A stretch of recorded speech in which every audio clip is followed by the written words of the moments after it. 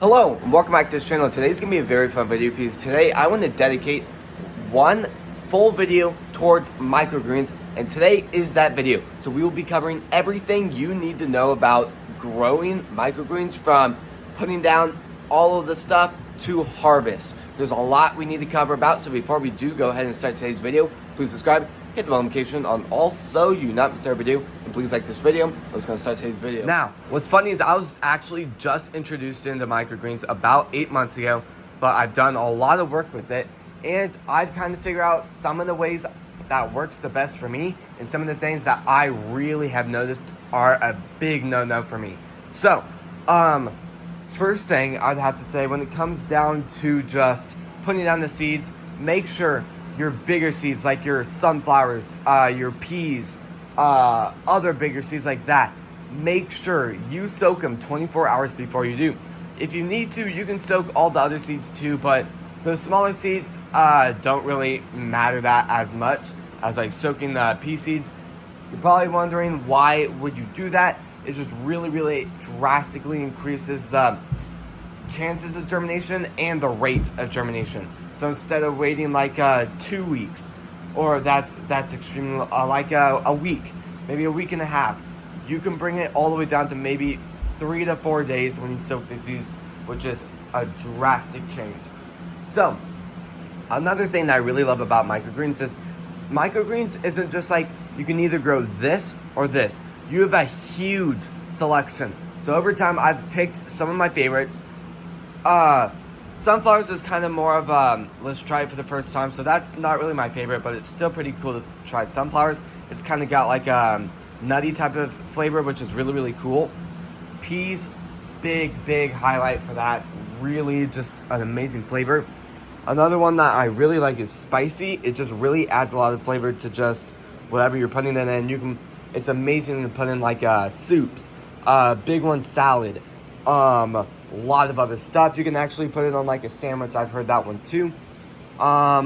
You can, well, when I was actually shopping for seeds, I wanted at least one that was more of a basic type of salad mix, and that's what this is. If you guys are wondering where am I getting all these seeds, I got these ones from True Leaf Market.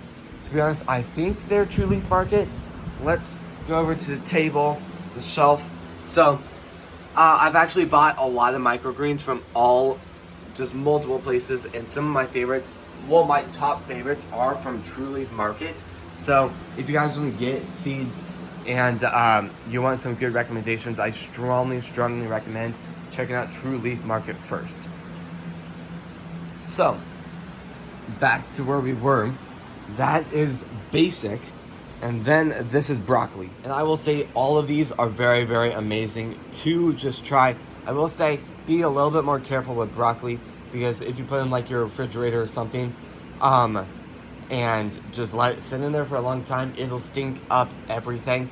So if you are having broccoli, make sure you use it within like 3 days after you harvest it. That's also another thing.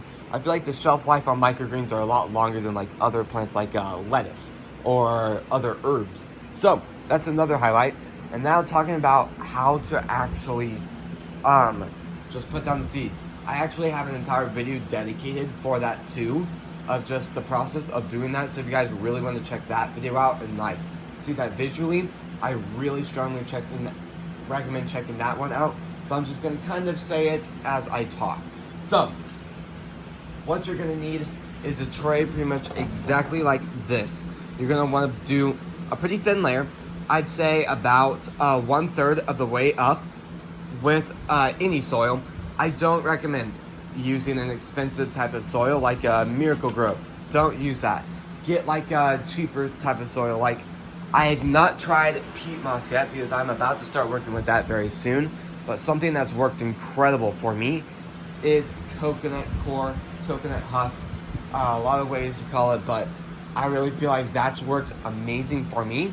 Then another thing is like, for an example, like if you just soaked your pea seeds, just do a ton on top. It's not like do 80 on the top exactly. Just dump it on the top. Whatever looks good, looks good. You will have times where you haven't sowed it perfectly, where you actually didn't do enough. you did way too much. Like over here, there are definitely some spots I could have put a little bit more seeds. Like over here in this area, needed some more. Along the side, probably here. But at the end of the day, it's still pretty good. But another big thing is like, oh, talking about watering. I really want to talk about watering before I talk about like some mold problems. Make sure you water once a day. Don't overwater. Do not overwater. You will drastically increase the chances for mold to absolutely thrive in that conditions. But just water medium. Don't do too little. You will notice. The good thing about watering too little is you will notice the plants will start. I don't think any of the plants are kind of doing it in here, but they'll kind of look a little droopy, kind of get a little mushy, like almost like the plant is, almost like it's in like freezing in this room. Like when you're outside and a plant's out there, and once it starts to go below freezing, a plant starts to get really mushy, get kind of droopy, start to fall over with the leaves. That's exactly how these will be. So if you see that one day, don't worry about it. I will say, if you've let it do that for way too long, like 2 to 3 days, you will kill the plant. The plant won't make it that long, but just a little bit of some water will easily fix that problem. Will take a little bit of some time, about 24 hours before they look perfect, but don't worry when that does happen. Then, talking about mold. The one thing I hate the most about growing microgreens is every single time I do microgreens, on at least one plant, I always have mold. Just some sort of mold problem with like, just whatever. So what I've noticed is like now, there's easy airflow throughout it, so it can't really have mold problems. But once it does really start to cover up, like kind of how that is starting to be, or especially like these, how it's just gonna be a lot harder for like mold to get in. Like you can kind of see like some areas in there. Now, a little bit of some mold, that's nothing. But let me tell you what, once you start to see a little bit of some mold, there's no stopping that. But I will say, I've had a lot of people comment this in the last few months. What, can you still harvest the surrounding plants around that mold patch? Yes, you can. Just try not to get any of that mold area on it. Make sure to wash those plants too. But really, at the end of the day, once you think about it, the rest of the plant is perfectly fine as long as they have not been affected.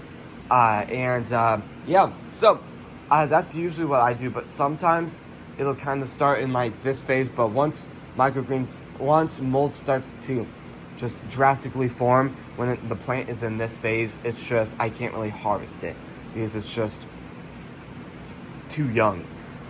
I will say, it needs to be about up to here before I am able to harvest it, and it's actually tasted good. Because right now, these won't be full of flavor. Yeah. Then another thing is, when is kind of what I was explaining a second ago. When is the best time to harvest? Because I will say, when the plants are too young, they don't taste very good. They aren't full of flavor. They just barely taste like what you're hoping to have. Then I've had a lot of people saying, what happens when you overgrow it? Really, it technically doesn't do a lot. But I will say, when you're kind of packaging it, you do have to cut it a lot more. And that part does get a little bit more complicated. So kind of just wait till it looks good. With a lot of these plants, I do wait a lot longer. So like the peas, I do wait till they're about up here. And same with the sunflowers and a lot of other plants. But I will say, I really love doing microgreens, and I really hope you guys do too.